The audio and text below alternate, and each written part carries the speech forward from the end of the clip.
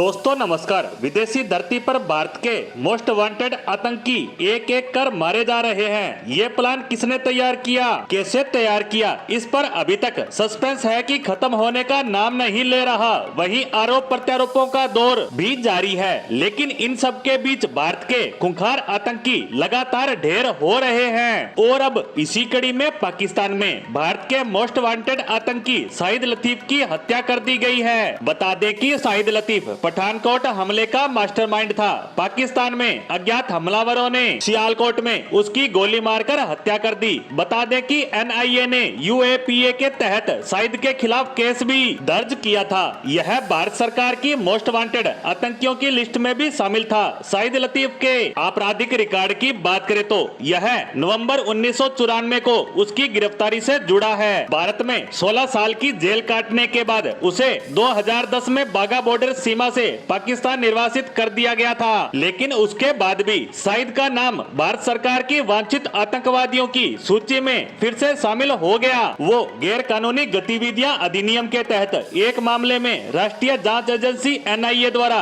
एक जांच का विषय था। बता दें कि पंजाब के पठानकोट स्थित एयरबेस पर 2016 में एक बड़ा आतंकी हमला हुआ था। ये हमला आतंकी संगठन जैश-ए मोहम्मद ने अंजाम दिया था। उस समय इस हमले ने पूरे देश को हिलाकर रख दिया था। इस हमले में सेना के 7 जवान शहीद हुए थे। पठानकोट एयरबेस स्टेशन भारतीय सीमा के बिल्कुल नजदीक स्थित है। यहाँ भारतीय सेना के बड़े बड़े हथियार रखे जाते हैं। युद्ध की स्थिति में पूरी रणनीति को यहाँ से ही अंजाम तक पहुँचाया जाता है। इसीलिए पठानकोट एयरबेस का महत्व बहुत ज्यादा बढ़ जाता है और इसी को समझते हुए आतंकियों ने सेना के इस महत्वपूर्ण ठिकाने को नुकसान पहुँचाने की कोशिश की थी। 1965 और 71 में युद्ध इसी एयरफोर्स स्टेशन से लड़ा गया था और यही एयरफोर्स स्टेशन साल 2016 में आतंकियों के निशाने पर आया। आतंकियों ने इसे निशाना बनाते हुए जोरदार हमला किया, जिसे भारतीय सेना ने किसी बड़े नुकसान होने से पहले ही विफल कर दिया। लेकिन इसका खामियाजा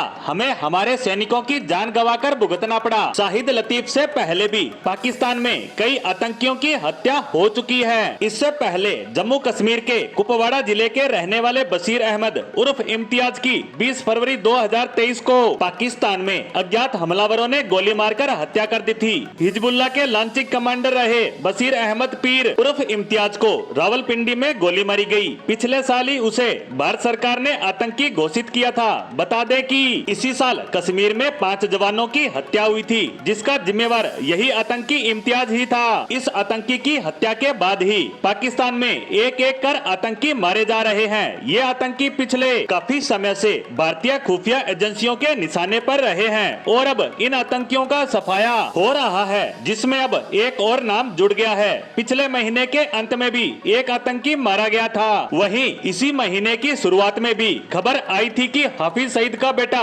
पेशावर से अगवा कर लिया गया है और उसके 2 दिन बाद हाफिज सईद के बेहद करीबी मुफ्ती कैसर फारूक की कराची में गोली मारकर हत्या कर दी थी। इस तरह मारे जा रहे भारत के दुश्मनों से कहीं ना कहीं इन आतंकियों के मन में डर बैठ गया है कि कहीं अगला नंबर उनका ही न लग जाए। साथ ही पाकिस्तान भी उसके पियादों के मारे जाने से चिंतित नजर आ रहा है और इसका सारा दोष भारत पर डाल रहा है। खैर, यह सब कोई भी कर रहा हो, लेकिन भारत के नजरिए से देखा जाए तो बहुत ही अच्छा हो रहा है। इसी के साथ पाकिस्तान पर आई इस खबर पर हमारी आज की पोस्ट को यहीं समाप्त करते हैं। धन्यवाद।